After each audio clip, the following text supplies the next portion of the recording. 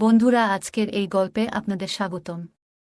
আমি ঈশান। আমাদের পরিবারে ছিল মা, বাবা আর আমি। আগে আমাদের সাথে আমার দিদিও থাকত, কিন্তু দিদির বিয়ের পর বাড়িতে আমরা তিনজনই থাকতাম। আমাদের আবাসনটি ছিল একটি ব্যস্ত এলাকায়। তবে পরে বিভিন্ন কারণে লোকসংখ্যা কমে যায়। যদিও করোনার সময় ছিল তখন, তাই অনেকেই বাড়ি থেকে কাজ করত। এজন্য অনেকে গ্রামে চলে যায়। তবে 2021 সালের পরে ধীরে ধীরে আমাদের সোসাইটি আবার চঞ্চল হয়ে ওঠে।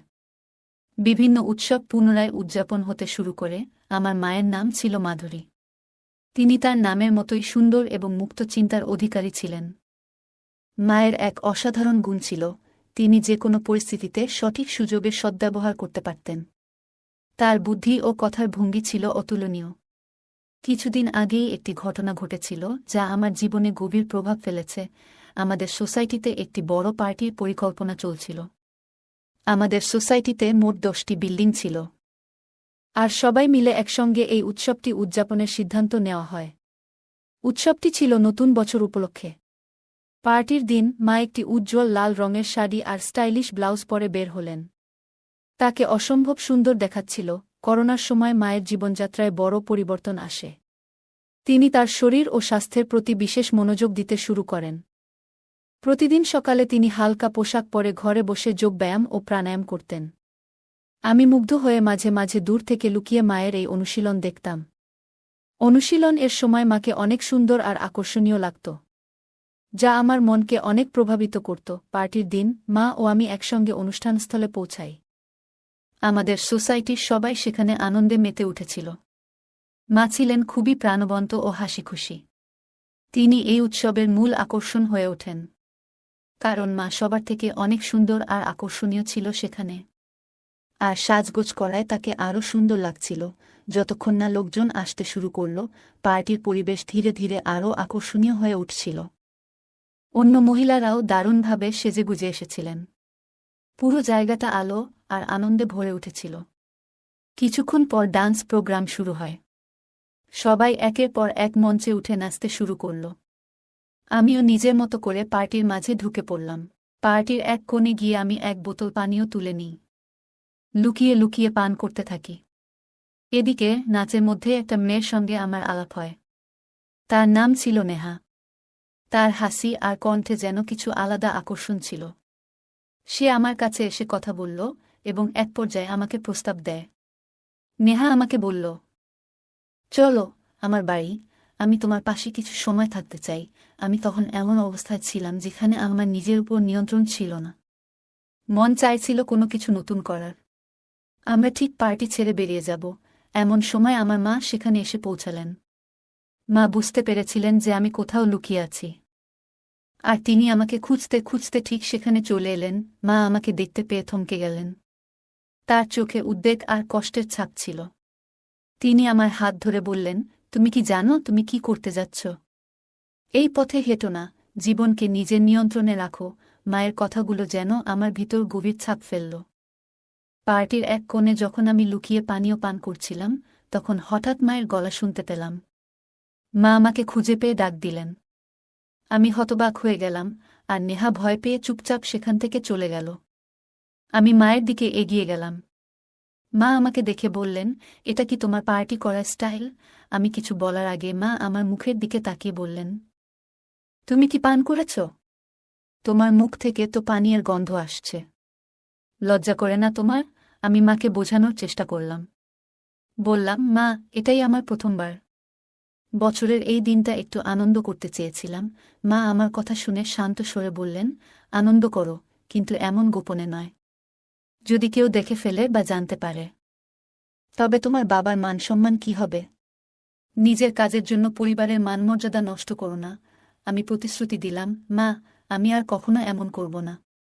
সবকিছু তোমাকে জানিয়ে করব। মা আমার দিকে তাকিয়ে বললেন, সত্যি বলতে, সমস্যা আনন্দে নয়, সমস্যা তখন হয় যখন তুমি লুকিয়ে কিছু করো। যা করছো তা সঠিক পথে করো। আর বাইরের কারো কাছে এমন কিছু করো না যাতে তারা তোমার বা আমাদের সম্মান নিয়ে কথা বলতে পারে। এরপর আমি মায়ের হাত ধরে বললাম, মা, আজকের দিনটা নষ্ট করো না। তুমি এসো, আমাদের সঙ্গে পার্টিতে যোগ দাও। মা আমার কথায় রাজি হয়ে গেলেন। আমরা আবার পার্টিতে ফিরে গেলাম। মা ধীরে ধীরে স্বাভাবিক হয়ে উঠলেন এবং অন্যদের সঙ্গে কথা বলতে শুরু করলেন। কিছুক্ষণ পরে লোকজন পার্টি ছেড়ে বেরিয়ে যেতে শুরু করল, কারণ ড্রিঙ্কস শেষ হয়ে গিয়েছিল। তখন মা আমাকে একটি টেবিলের কাছে নিয়ে গিয়ে বসলেন। হঠাৎ মা বললেন, আমিও একটা পানীয় চেখে দেখতে চাই। যাও, সেই কোণ থেকে একটি বোতল নিয়ে এসো, যেখানে তুমি আগে ছিলে। আমি মায়ের কথা শুনে অবাক হলাম। আমি বিস্মিত হলেও বোতল নিয়ে এলাম। মা নিজেই দুটি গ্লাসে পানীয় ঢাললেন এবং বললেন, এই সময়ে আনন্দের মাঝেও দায়িত্বশীল হতে শেখা উচিত। আনন্দ করো, তবে কখনো এমন কিছু করো না যাতে নিজের কিংবা পরিবারের সম্মান প্রশ্নবিদ্ধ হয়। মায়ের কথাগুলো আমার মনে গভীর দাগ কাটল। সেই দিনটি শুধু একটা পার্টি ছিল না, বরং জীবনের একটা গুরুত্বপূর্ণ শিক্ষা পেলাম সেই রাতে। মায়ের অনুরোধে আমি পানীয়ের দুটি গ্লাস তৈরি করলাম। মা জানতে চাইলেন, দুটি কেন? আমি মৃদু হেসে বললাম, একটি তোমার জন্য এবং একটি আমার জন্য। মা প্রথমে রাগ করে আমার দিকে তাকালেন, তবে আমার হাসি দেখে শান্ত হলেন। আমরা চিয়ার্স করলাম, আর মা দ্রুত নিজের গ্লাস শেষ করলেন। এরপর তিনি আমার গ্লাসটি নিয়ে সেটিও পান করতে শুরু করলেন। আমি অবাক হয়ে তাকিয়ে রইলাম। দুটি চুমুক পর আমি মায়ের হাত থেকে গ্লাসটি নিলাম এবং বললাম, আমি আরেকটি নিয়ে আসি। মা হেসে বললেন, তাহলে তাড়াতাড়ি যাও। আমি আরেকটি ছোট বোতল নিয়ে এলাম। এবারও দুটি গ্লাস তৈরি করলাম, একটি মায়ের জন্য এবং একটি আমার জন্য। মজার ব্যাপার হলো, আমি তখনও আমার গ্লাস শেষ করিনি, কিন্তু মা ইতিমধ্যে নিজেরটি শেষ করে বোতল থেকেই পান করতে শুরু করলেন। মা পুরোপুরি মাতাল হয়ে গেলেন, আর আমি একদিকে হাসতে হাসতে তাদের সামলানোর চেষ্টা করছিলাম। এরপর আমি মাকে ধরে সোফায় বসালাম। সময় তখন রাত 11:05। একে একে সবাই ছাদে চলে গেলেন নতুন বছরের শুভেচ্ছা জানাতে। কিন্তু আমি এবং মা নিচে রইলাম, কারণ তিনি তখন কিছুটা অসুস্থ অনুভব করছিলেন। আমি মায়ের পাশে বসে নিউ ইয়ার কাউন্টডাউন শুরু করলাম। ঘড়ির কাঁটা 12টা ছুতেই আমি মাকে জড়িয়ে ধরলাম এবং নতুন বছরের শুভেচ্ছা জানালাম। এটি ছিল আমার জীবনের প্রথমবার যখন আমি মায়ের সঙ্গে এত আপন মুহূর্ত ভাগ করলাম। মায়ের গালে পাউডার আর মেকআপের মিষ্টি সুগন্ধ তখনও আমার মনে গভীর দাগ কাটল। এই রাতটি শুধুই একটি নতুন বছর উদযাপনের জন্য ছিল না, এটি ছিল মায়ের সঙ্গে আমার জীবনের এক নতুন অধ্যায়ের শুরু। মা সেদিন একটু অসুস্থ বোধ করছিলেন। তিনি বললেন, আমার এক হাত ঠিকমতো কাজ করছে না এবং এক হাতে শরীরে চুলকাচ্ছিলেন। আমি দেখে বুঝতে পারলাম তিনি হয়তো একটু অস্বস্তিতে আছেন। আমি তার কাছে গিয়ে বললাম, মা, একটু বসো, আমি তোমাকে সাহায্য করছি। হঠাৎ আমার হাত তার গায়ে লেগে গেল। মা বললেন, কি হচ্ছে? একটু সাবধানে থাকো। আমি সঙ্গে সঙ্গে বললাম, সরি মা, এটা একেবারেই ভুল করে হয়েছে। মা মৃদু হেসে বললেন, ঠিক আছে, এমন ছোটখাটো ব্যাপারে চিন্তা করো না। এরপর আমি তাকে আরাম দেওয়ার জন্য পাশে বসে তার সাথে কথা বলতে শুরু করলাম। তারপর তিনি বললেন, আমি তখন থেকেই তোমাকে লক্ষ্য করছি। আমার শরীর চুলকাচ্ছিল, তাই আমি চুলকিয়েছি, কিন্তু তোমার দৃষ্টি সেদিকে চলে গেছে। তখন আমি আবার ক্ষমা চাইলাম এবং বললাম, এটা আর কখনো হবে না। তিনি বললেন, আমি তোমাকে ক্ষমা করছি না, শুধু একটু রাগ হচ্ছিল। তারপর তিনি আমাকে ঠাট্টা করে বললেন, আমার ছেলে ভয় পেয়ে গেছে, আমার ছেলে ভয় পেয়ে গেছে। তিনি ইচ্ছাকৃতভাবে এটি করছিলেন। তারপর আবার ঠাট্টা করে বললেন, এখন কেমন লাগছে? আমি বললাম, খুব ভালো লাগছে। এরপর তিনি আমাকে সোফায় ঠেলে দিলেন এবং বললেন, এখন দেখো আমাকে কেমন লাগছে। আমি মাকে দেখে বললাম, মা, তোমাকে আজ খুব সুন্দর লাগছে। মা মজা করে পোজ দিয়ে বললেন, আমাকে দেখো, আমি কি মডেলের মতো লাগছি? আমি হাসি থামিয়ে বললাম, মডেল তো নয়, তার থেকেও বেশি সুন্দর লাগছে। তখন মা ঠাট্টা করে বললেন, তাহলে কি আমি সেই মেয়েটির থেকেও সুন্দর যার সঙ্গে তুমি তখন গল্প করছিলে? আমি লাজুকভাবে হেসে বললাম, মা, তুমি সবার থেকে আলাদা, তোমার তুলনা হয় না। মা হেসে বললেন, ভালো করে বলো, সত্যি কথাই বলছো তো? আমরা দুজনই হেসে উঠলাম এবং সেই মুহূর্তটা খুব আনন্দময় হয়ে উঠল। আমি মাকে বললাম, মা, তোমার তুলনা কারো সঙ্গেই করা যায় না। মা মজা করে বললেন, তাহলে বলো, সেখানে কি এত পছন্দ করেছিলে?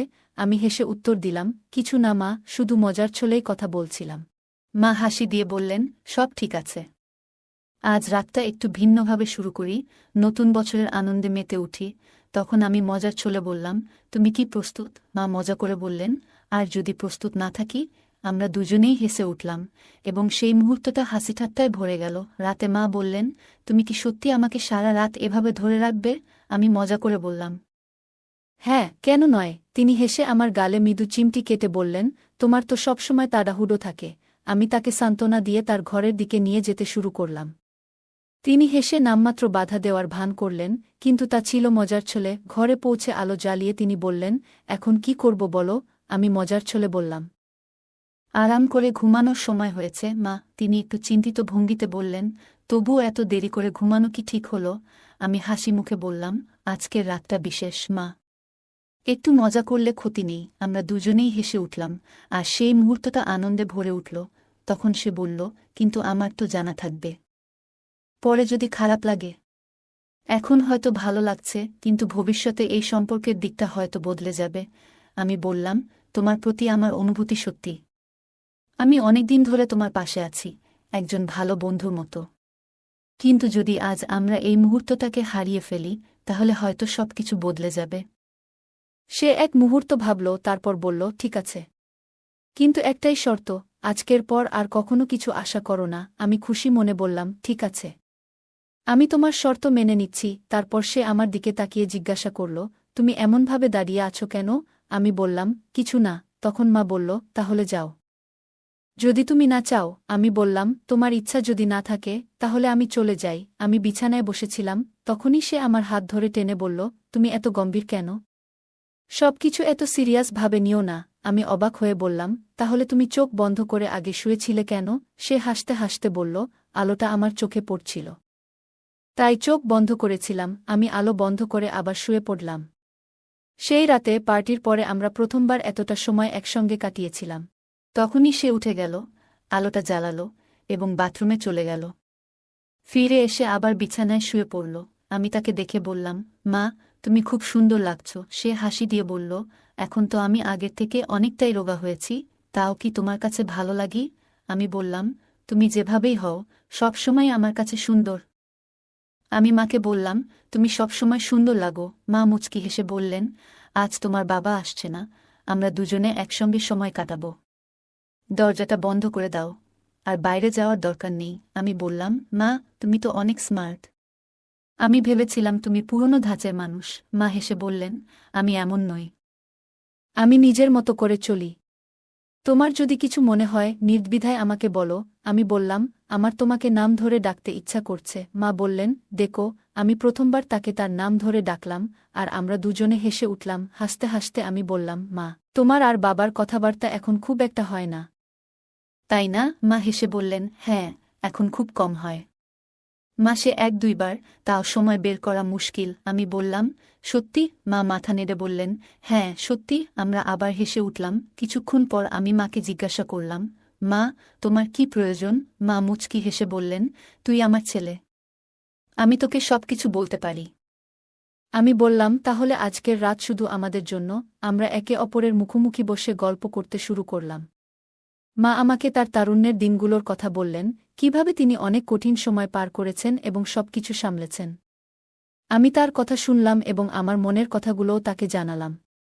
আমি মাকে এমন কিছু কথা বললাম, যা আগে কখনো কাউকে বলিনি। মা গভীরভাবে আমার কথা শুনলেন এবং তারপর বললেন, তুই জানিস আমি তোর জন্য কত গর্বিত। তুই সবসময় আমার পাশে থেকেছিস। আজ আমরা শুধু একে অপরের সাথে সময় কাটাব। আমি মাকে জড়িয়ে ধরে বললাম, মা, তুমি পৃথিবীর সেরা। তারপর আমরা দুজনে একসাথে বসে গল্প করলাম, পুরনো দিনের কথা স্মরণ করলাম, একসঙ্গে হাসলাম আর মন খুলে কথা বললাম। কিছুক্ষণ পরে মা বললেন, এবার চল, ঘুমানোর সময় হয়ে গেছে। আমি মাকে বিছানায় শুইয়ে দিলাম এবং পাশে গিয়ে শুয়ে পড়লাম। আমরা দুজনে চোখ বন্ধ করলাম এবং একে অপরের সান্নিধ্যের উষ্ণতা অনুভব করলাম। সেই রাতের গভীর নিস্তব্ধতায় আমি অনুভব করলাম, আমার জীবনে মায়ের গুরুত্ব ঠিক কতটা। সে সবসময় আমাকে কাছে রাখে, যেন আমি তার জীবনের একটি গুরুত্বপূর্ণ অংশ। আমি জানি তার জন্য আমি ঠিক কী, কিন্তু মাঝে মাঝে আরও ভালোভাবে বুঝতে চাই। পরের দিন সকালে যখন আমার ঘুম ভাঙল, আমি দেখলাম মা এখনও গভীর ঘুমে। তার মুখে এক ধরনের প্রশান্তি ছিল, যা দেখলে যে কারোর মন শান্ত হয়ে যাবে। আমি ধীরে ধীরে উঠে বিছানার চাদর ঠিক করে দিলাম, যেন সে আরাম করে ঘুমাতে পারে। রান্নাঘরে গিয়ে আমি তার জন্য চা বানাতে শুরু করলাম। চায়ের কাপের ভাপ উঠছিল, আর তার সাথে আমার মনে হচ্ছিল, আজকের দিনটা তার জন্য একটু বিশেষ করে তুলি। যখন সে ঘুম থেকে জাগল, আমি চা নিয়ে তার ঘরে ঢুকলাম। মৃদু হাসি দিয়ে বললাম, গুড মর্নিং মা। চা নিয়ে এসেছি তোমার জন্য। মা একটু অবাক হয়েও আনন্দিত হলেন। তিনি হাসিমুখে বললেন, গুড মর্নিং আমার লক্ষ্মী ছেলে। তুমি এভাবে আমার জন্য চা বানিয়েছ? এটা তো চমৎকার শুরু। আমরা একসঙ্গে বসে চা খেলাম। সেই দিন থেকেই আমাদের সম্পর্ক আরও গভীর হতে শুরু করল। আমরা প্রতিদিন একে অপরের সঙ্গে আরও বেশি সময় কাটানোর চেষ্টা করতাম। ছোট ছোট বিষয় থেকে শুরু করে বড় চিন্তাভাবনা, সবকিছু আমরা একে অপরের সঙ্গে ভাগ করে নিতে লাগলাম। সেই রাত, যে রাতে আমরা একসঙ্গে এতটা সময় কাটিয়েছিলাম, আমাদের জীবনে এক নতুন অধ্যায়ের সূচনা করল। আমরা দুজনই একে অপরকে আরও ভালোভাবে জানতে এবং বুঝতে পারলাম। সেই মুহূর্তগুলো আমাদের সম্পর্ককে আরও দৃঢ় করে তুলল। তো বন্ধুরা, এটাই ছিল আজকের ছোট্ট গল্প। এমন আরও গল্প শুনতে চাইলে কমেন্টে জানাও। গল্পটি আপনাদের কেমন লাগলো কমেন্ট করে জানাতে ভুলবেন না। আর যদি গল্পটি ভালো লেগে থাকে তাহলে অবশ্যই লাইক করুন এবং আপনার বন্ধুদের সঙ্গে শেয়ার করুন। এমন আরও আকর্ষণীয় গল্পের জন্য আমাদের চ্যানেলটি সাবস্ক্রাইব করুন এবং বেল আইকনটি ক্লিক করতে ভুলবেন না, যাতে আমাদের কোনো গল্প মিস না হয়। ধন্যবাদ।